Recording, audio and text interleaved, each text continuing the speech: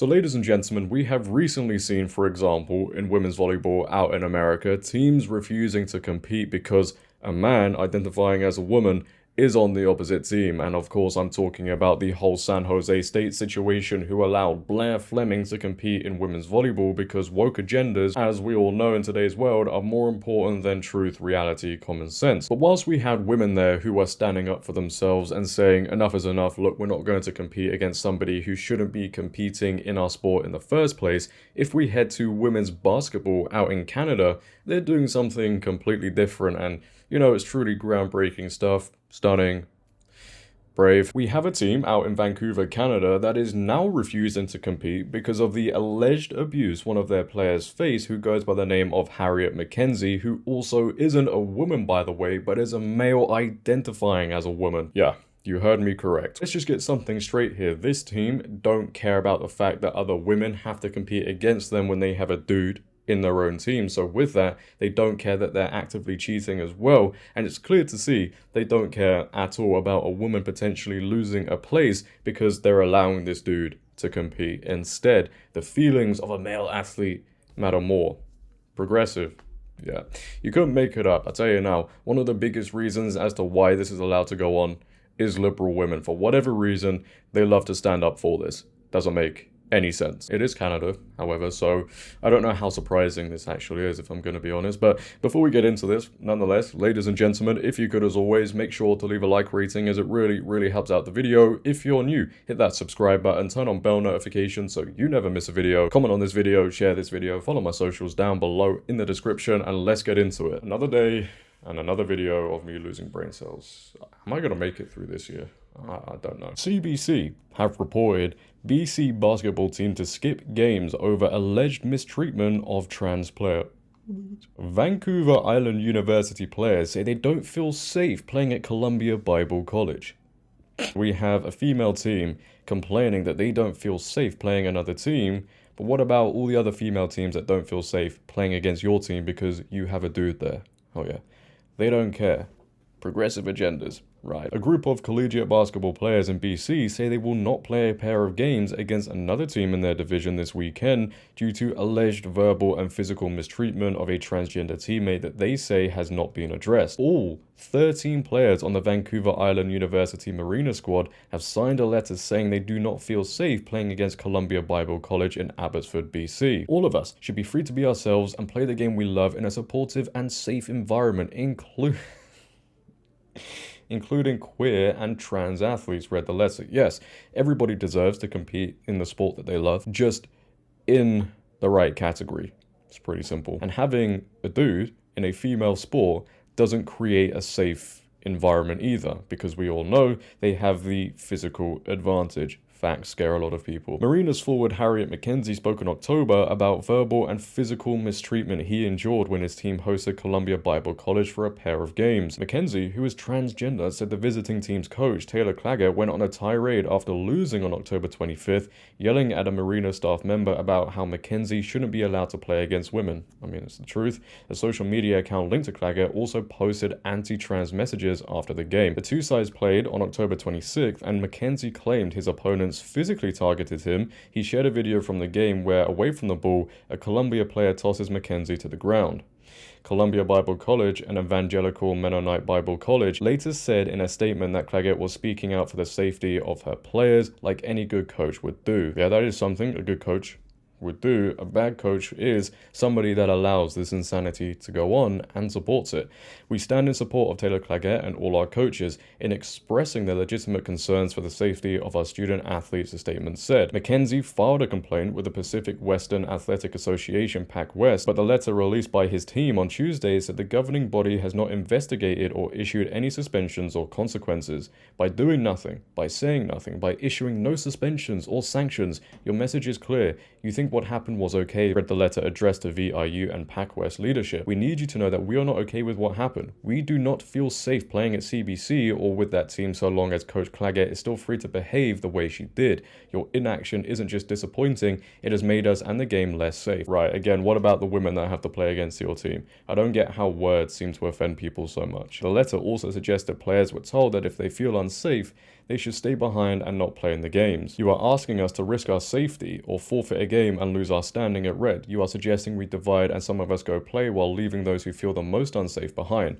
What kind of choices are those? You should be standing with us, standing up for safe and fair play. Safe and fair play when you have a dude competing in your team. That is the most hypocritical thing you can come out with. The letter argued that VIU should not be penalized with a loss if the team does not play Friday and Saturday's games. Well, no, I don't agree with that, because if teams who forfeit against a team who have a male on get a loss, then you should also get a loss too. If Pac West won't commit to registering no wins or losses for the games, the conference must postpone them, the letter said. We love this game and we love our team at Red. We are counting on you to have our backs and do what's right. You know what the right thing to do is? We all know. Keep men out of women's sports. Pretty simple. Now, let's head to this Rebel News article that was done a long time ago on December 3rd, 2024, where it goes into a little bit more detail surrounding this whole thing. We have the headline that says, "Bigotry or Biology? Basketball dad speaks out on fairness in women's sports amid trans athlete controversy. A concerned BC father is breaking his silence after his daughter's college basketball team was accused of transphobia and bigotry for raising safety concerns about female players competing against a biologically male athlete who identifies as a transgender woman." In recent weeks, so in December, Legacy Media has spotlighted the story of Harriet McKenzie, a Vancouver Island University Mariners basketball player who is biologically male but identifies as female. McKenzie's claims of being physically targeted by opponents and called out by a Columbia Bible College coach who raised safety and fairness concerns about her players competing against McKenzie, along with an outpouring of support for McKenzie, have dominated headlines. I just don't get how people are all for men competing in women's sports. It is so strange to me. But let's just check out very briefly this video of this father speaking out about the whole thing. In today's report, a concerned father breaks the silence to tell you the other side of the story to Legacy Media reports that recently made headlines with allegations that a transgender identifying college basketball player was being targeted by female competitors who were members of a Christian basketball team due to transphobia. I'm proud of my story. And I want to make something very clear. Queer, trans, and non-binary people belong in sport. And there is zero space in this league for hate, violence, and bigotry. As promised, Jay Park, a father of 4, including one who is a student at Columbia Bible College, whom has worked extremely hard over the years for her basketball successes, joins Rebel News now to tell his thoughts about just that. Someone needs to stand up for girls' rights, and especially my daughter. And I believe that there are a lot of fathers and a lot of parents out there that this is not okay, and it's very unjust, and someone needs to stand up for what's right. Well, I agree. We get the complaints about this, but again, not a lot of people, parents included, that come to stand out.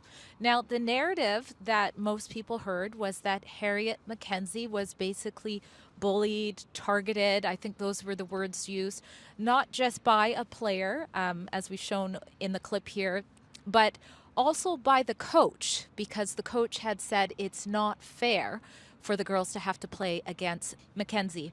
What's your side of that story? Well, basically, when girls have to play against biological men, it's totally unfair because the physicality of the game is different. And I've been told by my daughter and the sentiment is the same with other players, that it's like getting hit by a truck or running into a brick wall, essentially. And so if we're isolating to this game, prior to the shoving incident, there have been many instances where the girls were hit, and basketball is a very physical game. And so when you are continually abused with a biological male playing against these females, I mean, it comes to a point where enough is enough. It's not about transphobia or anything like that. We're not afraid. Except if they want a separate league to compete, they should have that right to be able to compete in a separate trans league. But I feel that the girls are extremely disheartened. They feel betrayed. They feel confused. Of course, they feel afraid. Of course they do. Now, obviously we saw the clip of the trans player being pulled down, and that is the only situation that is being spoken about. I'm sure there are situations where they clattered into someone, they shoved somebody, but that is not being spoken about because that doesn't obviously fit the narrative. And again, you know, you can avoid all this controversy, all this intensity, all this anger by just having men competing against men and women competing against women. Because when you don't, it affects everybody involved. The girls obviously are upset by this. The girls, you know, feel let down. They're frustrated. And we have this brave father who's coming out and talking about it. And we should see more fathers speaking on this issue. It shouldn't just be one. It should be everybody coming out and saying, no, this is wrong and it can't go on. We need to see more parents standing up and saying, no, we're not going to allow our daughters to go through this.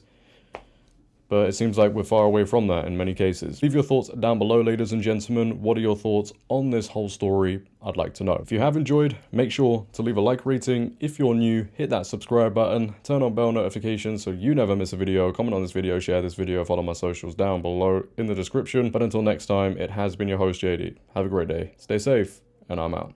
Peace.